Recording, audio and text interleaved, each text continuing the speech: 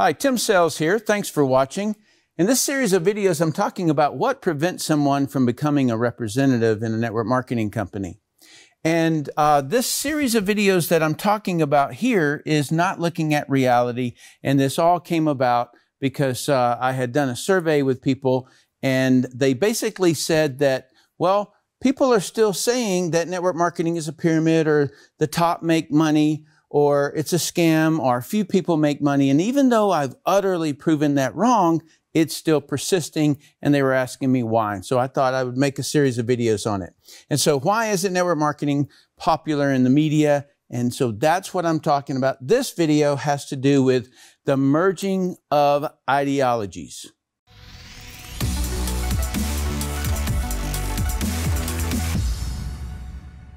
All right, so this particular one, merging ideology, distract from what's really important. All right, and so that's the confusion that's been created. So just a quick recap over the last 4 videos or 3 videos. Number 4 was Fed banks control all but 7 countries. All right, and so the famous phrase there is that I don't care what puppet is your president or your prime minister or whatever else, is that the person who has the money controls the country. Number 5 there is the agenda is one world government. So in other words, the bankers have one agenda, which is one world government. Number 6 video, I talked about how these guys and gals use propaganda to get the public's buy-in. And then this one is confuse ideology to distract. All right, so back in 1929 through 1939, there was the Great Depression. And so what occurred there is that it caused some people to discredit America's republic. In other words, the ideology of what America was. The backbone, the Constitution, all of that was put into question because the economy would fall. But what we also know is that I talked about it in that other video, is that we were under control of the bankers and they crashed the economy. Remember when I was talking about the gears and the levers and that are in a car or whatever, and you got a windshield wiper and you got a this and that? Well, they can fluctuate interest rates. They can fluctuate the amount of money that's in the economy. They can fluctuate a lot of things. And so they just basically squeeze the money supply and crash the economy. And then they ended up buying businesses that people had built on pennies of the like pennies to the dollar. Okay, so so that was that. And so now let me get into this just a little bit. And this is as much as it may appear, this is not a political conversation so much. So we got a moderate level here, and so you've got liberalism to the left, you got socialism, and a little bit more over, you got communism, and then over here is conservatism, and then libertarianism, and then fascism over there. All right, and so they kind of have you decide where you are in these categories. And saw another one, and that is, it runs from state to freedom. And here's the middle, all right? And so it would run communism, fascism, socialism, liberals, in quotes, rhinos. Rhinos are Republicans in name only. In other words, they're moving to this side, but they're calling themselves a Republican. And then the Republicans, and you've got conservatives, you got Tea Party, you got libertarians, you got anarcho-capitalism, anarchy, and then freedom. All right, so these are categories is really the main point that I'm making. And so there's much deliberation on this, a lot of conversations going about it, a lot of debates, a lot of arguings, a lot of, like clashings, right? And then this particular one was emphasizing that both sides have been a part and are pro-genocide. All right, so this person was putting emphasis that both extreme sides are into into genocide. If you just go, and I'll give you my search terms that I used on these, was, so I just said something, I just put in the search query in DuckDuckGo, communism versus liberal, conservative, fascism, or something like that. I just put them together, and then I clicked on images. And so I was able to see all of these people debating about this, and it went forever. Okay. And so that's the main point that I want to make here, is all of the categories and the debates that go on between them. But there's something interesting that I was looking at, is that if you can just imagine, let's say that I was running for president. I wouldn't, but let's just say that I was going to do that. As a marketer, I would say, okay, so I'm going to need votes from, let's say, a particular group of people. And let's say that it is the National Rifle Association or something like that. And so I say, all right, I need to be pro-gun in order to get their votes. And then I would look over at other groups and, maybe the people who really are, tree-hugging groups and stuff like that. And I would say, you know what? I want to make sure I get their votes. And so I'm going to talk about the importance of the environment, right? And so what happens with this kind of an idea in your head about getting votes is that you suddenly shift out of these categories, and you're no longer true to the categories because you're over here trying to get votes. And that's the propaganda side of the equation, where people are just, and you can see how that works from a marketing standpoint, is you got to get those votes. And so you have to promise them something. All right. And so all of a sudden you end up popping out of these categories, and these apparent lines that are there begin to merge. And they kind of like go away, right? So it goes from a gray area that we're not going to do that. And so you can see these things overlapping in a lot of these diagrams. And these are all distractions, okay? That's what I'm telling you, is that, let me show you something. So I was looking at something, and this right here caught my attention. It's like a survey that they send out to middle school. Okay, so Mile High Middle School in Arizona sent out this to all of their middle school people and had them fill it out. And so I kind of zoomed in on that, and I began to read these questions, and I was like, man, this is very, very interesting. And so let me point a couple of them out for you. So over here is a column, and the person is going to fill out, I disagree, I strongly disagree, I agree, I strongly agree. And sometimes this person would strongly, strongly, strongly agree or disagree. Okay, so this one is, the government should use tax money to provide free daycare for all parents. Okay, and so this person agreed. And then the next one is Canada.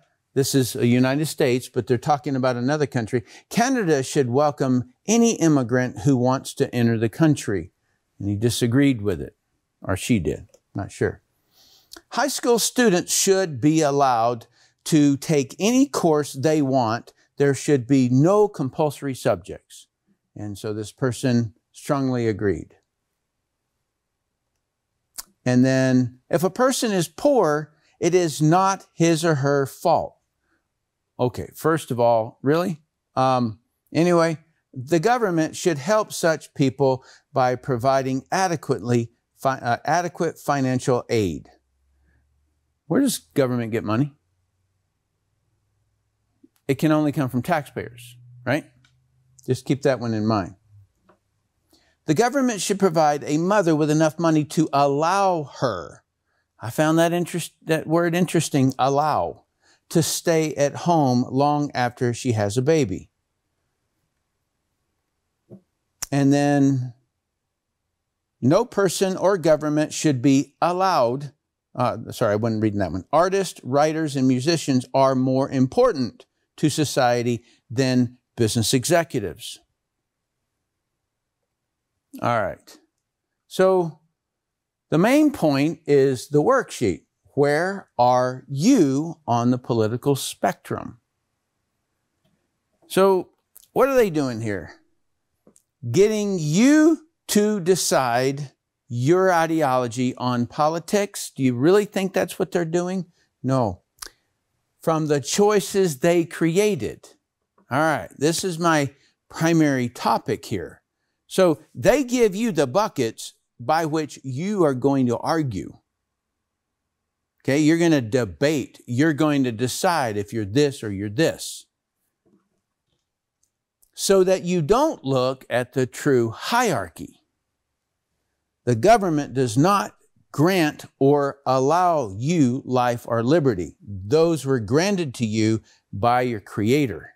Not your mom and dad, but God or your Creator. Government and corporations do all they can to hide and distract the truth. All right, and so if you haven't seen this, I'm going to show it to you a little bit different though. God, or your Creator, created man or woman. Each are equal. I am no greater than you, and you are no greater than me. We are equal. It doesn't matter what our color is. It doesn't matter where we are on the political spectrum, that the buckets they put in, or anything else. It is that we are created equal. We, the people, man or woman, created government for the people to govern us. So we tell them what we want. They don't allow us. Okay, that's the whole big thing there. They don't allow us. No, we have the rights. So we tell them how we want them to govern us. Government then created corporations. Even themselves are a corporation. And then government and corporations created titles. And titles would be presidents, vice presidents, secretaries, governors, and so on. And taxpayer, individual, citizen, resident, police, agent, FDA, blah, blah, blah, blah, blah. Okay? No man or woman has a right to tread on another. Okay, so if somebody can do something to me, I can do something to that person. The same thing. You see what I'm saying? In other words, that has to be the golden rule. You don't give that up. The only way you give that up is to, go against the law. So that's when you give up a right. All right. So never stop really pushing this in your head. This is the thing that no matter what category or anything else, always look at it and go, wait a minute. I got to go back to the true hierarchy and look at this and then go back to this thing. Man created government. Government does not grant us the right to rent or to drive or to anything else. That's not the way that it is. All right. So here's the way that I really see this. This is a gradient scale to freedom. So over here is slave, over here is free. And so either you're free or there's degrees of slavery. All right? And remember, you elect these and you're telling them how much slavery you want. So every time you ask them to create a law or you allow them to create a law, you're getting more and more and more slavery. You're not getting more and more freedom.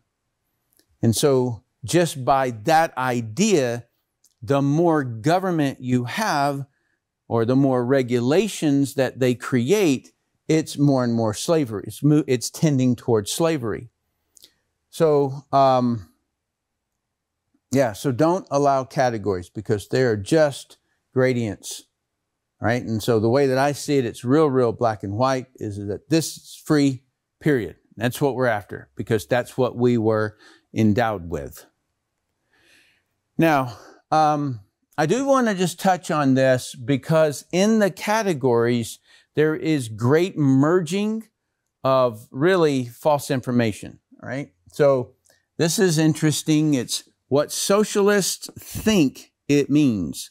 What does a socialist think capitalism is? What does a socialist think socialism is? All right.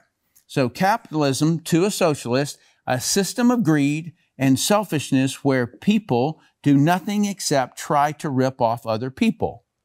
You see that in these anti-network marketing videos that people make. The only motivating factor to do anything is money. That's the way that they feel. And I'm not generalizing so much as I am from the people that I know for sure and the comments that I see. That's where, but I didn't write this. Somebody else did. I'll show you. It's the federal papers. A system where everyone is completely selfless. Okay, so that's what these people believe and will labor voluntarily for the common good. The only motivating factor to do anything is because it might help someone. So that's their belief that the world is like just good and everybody in their good nature is really working for the collective.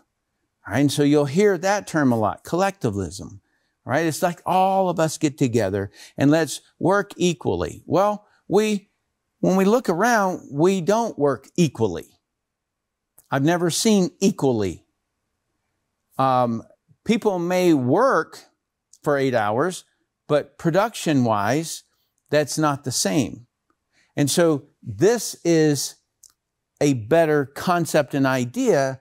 And then those people who have the motivation or desire to help another, then they do. I think I've said it a few times, is that the majority of my money I give away because I want to. Okay? All right. So what it really means. Capitalism as a system where people keep what they earn and trade voluntarily for what they need. Individuals are left to pursue their own agendas so long as they don't directly harm others.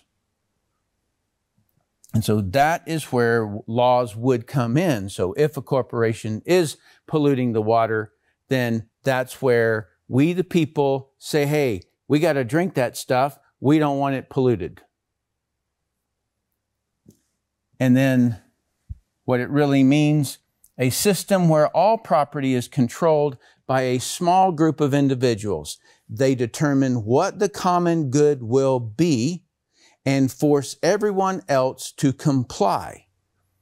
And then there is an increasing force to fascism. So they want to crank down, and you can see it right now today.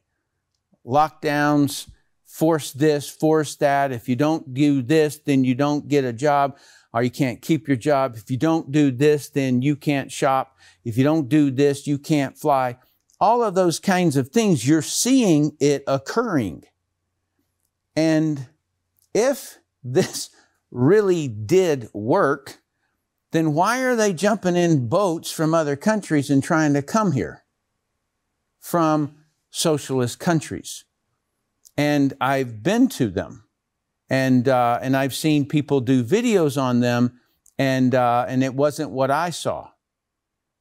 And so it very rarely, if I've never seen it, and because it basically crunches everybody down on the same level, but there are some who were in corporations and like are serving the government, if you will, and the government is serving them. And so those people end up being, like the second and third and fourth tier. So then that creates that whole structure that nobody wants. And so the reason that people left Europe to come to America was because of our republic. They wanted to have the freedom to own land. They wanted to have the freedom to create their own food. They wanted to have the freedom to create a business, earn whatever they wanted to earn, right? Like that was what caused everybody to come here. And why were they leaving? It was because of this. They were leaving because of that. They didn't want that anymore. All right. So if I must put network marketing in a category, all right, I would say that it most fits this. And how do I know that? Well, I was in the military. I had a bit of a socialist income while I was there. I couldn't get out of that. I could wait until somebody moved out of a position above me and I could move up. Maybe the person dies or maybe the person retires, but there's only so many that I could move up to, right? And then we all got the same income. We were all fed the same things. And so I just kind of said, man, if I want to buy another car or a better car or a motorcycle or property or something like that, I can't get up and out. I need to be able to go to work, produce some more, and get a pay raise. That's what I needed to do in order to do that. And so I stepped outside of that kind of a system and I moved over into network marketing, which allowed me to get customers and make an instant profit. Okay, that is what I wanted to do. And then I built a sales team and began to receive the income, small percentages. And so then I was able to buy my own house, buy better cars, blah, blah, blah.